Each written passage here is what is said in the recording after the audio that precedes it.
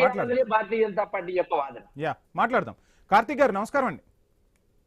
నమస్కారం. సో ఇటువంటి అంశం గురించి మాట్లాడుకోవాల్సి వస్తుంది. ఇన్ని రోజులు ఇంత చర్చ జరగాల్సి వస్తుంది అనేది కూడా ఎప్పుడు ఎక్కడా ఊహించలేదు. కానీ భక్తుల మనోభావాలు దెబ్బతినకూడదు, భక్తులకు నిజానిజాలు తెలియాలి, ఆ దేవదేవుని సంబంధించి అంటే ఆ దేవదేవుని కైంకర్యాలకు సంబంధించి ఆ మహాప్రసాదానికి సంబంధించి భక్తులకు ఒక భరోసాను కల్పించాలనే ప్రయత్నం ఐ న్యూస్ చేస్తోంది.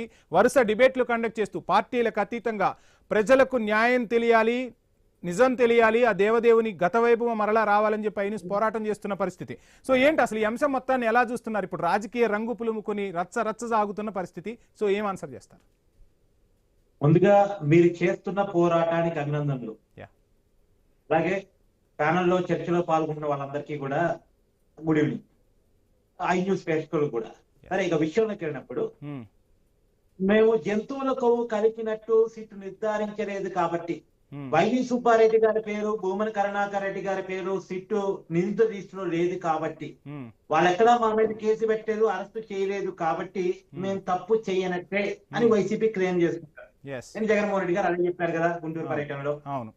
కానీ సిట్టు రిపోర్ట్ ప్రకారం రసాయనాలు కలిపినటువంటి పదార్థాన్ని దాదాపు 68 లక్షల కేజీల రసాయన పదార్థాలని 20 కోట్ల లడ్డూల్లో కలిపి భక్తులకు పంపిణీ చేశారు. అది కూడా తిరుమల తిరుపతి దేవస్థానం నిబంధనలు సడలించి చుక్క పాల సేకరణ కెపాసిటీ లేని ఏఆర్ డైరీకి, బోలేబాబా డైరీకి నెయ్యి టెండర్ ఒప్పజెప్పారు. నిజానికి తిరుమల తిరుపతి దేవస్థానంలో నెయ్యి టెండర్ దక్కించుకోవాలి అంటే సంవత్సరానికి 250 కోట్ల టర్న్ ఓవర్ ఉన్న కంపెనీ ఉండాలి. కానీ 150 కోట్లకి దాన్ని సవరించి టెండర్ ఒప్పజెప్పారు. 4 లక్షల లీటర్ల పాల సేకరణ కెపాసిటీ ఉండాలి, కానీ ఆ నిబంధన పూర్తిగా ఎత్తివేసి ఏఆర్ డైరీకి ఒప్పజెప్పారు నందిని డైరీ నుంచి. సో కొన్ని నిబంధనలు మార్చి వేశారు, కొన్ని నిబంధనలు ఎత్తివేశారు, మొత్తానికి ఏఆర్ డైరీకి ఒప్పజెప్పారు. అప్పజెప్పింది ఎవరు అప్పచెప్తారు? వైవి సుబ్బారెడ్డి పిఏ అప్పచెప్తారా? భూమన కరుణాకర్ రెడ్డి పిఏ అప్పచెప్తాడా? తిరుమల తిరుపతి దేవస్థానం ఉద్యోగం అధికారం అప్పచెప్తాడా? పాలక మండలి గారు అప్పచెప్పేది, చైర్మన్ ఇంకో వాళ్ళు కదా ఆ స్థాయిలో ఉన్నారు కదా అప్పచెప్పేది. ఇవన్నీ చైర్మన్ కి ప్రభుత్వానికి తెలియకుండా జరుగుతాయా? కాబట్టి ఏది ఏమైనా వైసీపీ సిట్ రిపోర్ట్ ఒప్పుకుంటుంది, కూటమి సిట్ రిపోర్ట్ నే చెప్తుంది. కూటమి ఏమంటుంది?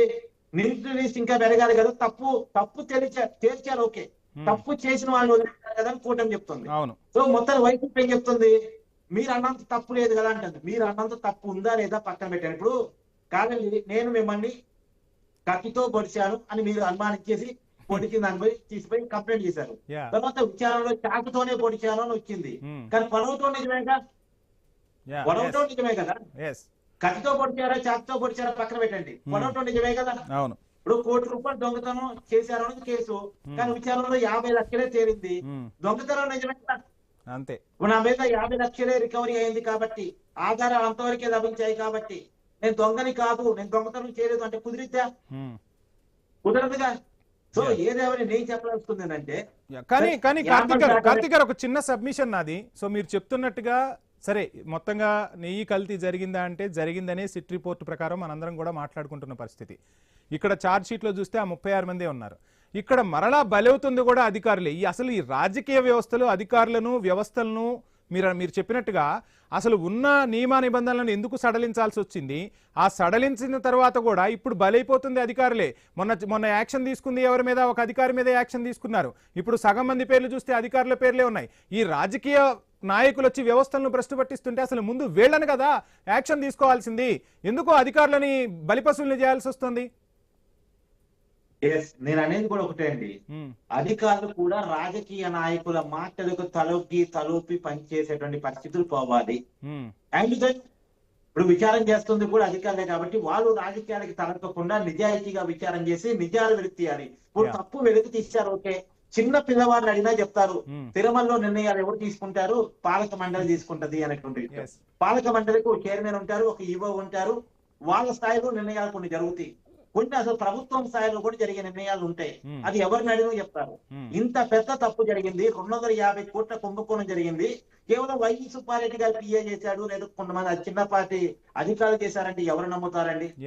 నేనేమంటానంటే, సరే ఏది ఏమైనా ఒక విషయం చాలా క్లియర్, తప్పు జరిగింది అనే విషయం ఇప్పుడు సిట్ రిపోర్ట్ ని అంగీకరిస్తున్న ఎవరైనా అంగీకరించాల్సిందేగా. ఎస్ సిట్ రిపోర్ట్ ని ఇప్పుడు వైసీపీ అంగీకరిస్తుంది, కూటమి అంగీకరిస్తుంది. అవును దాంట్లో తప్పు జరిగింది, సరే కూటమి అనుకున్నంత అంటే కూటమి అనుమానించినంత స్థాయిలో జరగలేదా, లేదు వైసీపీ నాయకుల వరకు వెళ్ళలేదా, ఈ కొన్ని లోపాలు అనేది పక్కన పెట్టేసి లోపాలు పక్కన పెట్టేసి చూస్తే తప్పు జరిగింది అనేది క్లియర్ అయింది. ఇంత తప్పు ఎందుకు చేయాల్సి వచ్చింది, భక్తుల మనోభావాలతో ఎందుకు ఆడుకోవాల్సి వచ్చింది. ఇప్పుడు దేవుడి దగ్గర కుట్రలు చేయకూడదుగా, అవును దేవుడి దగ్గర తప్పులు జరగకూడదుగా.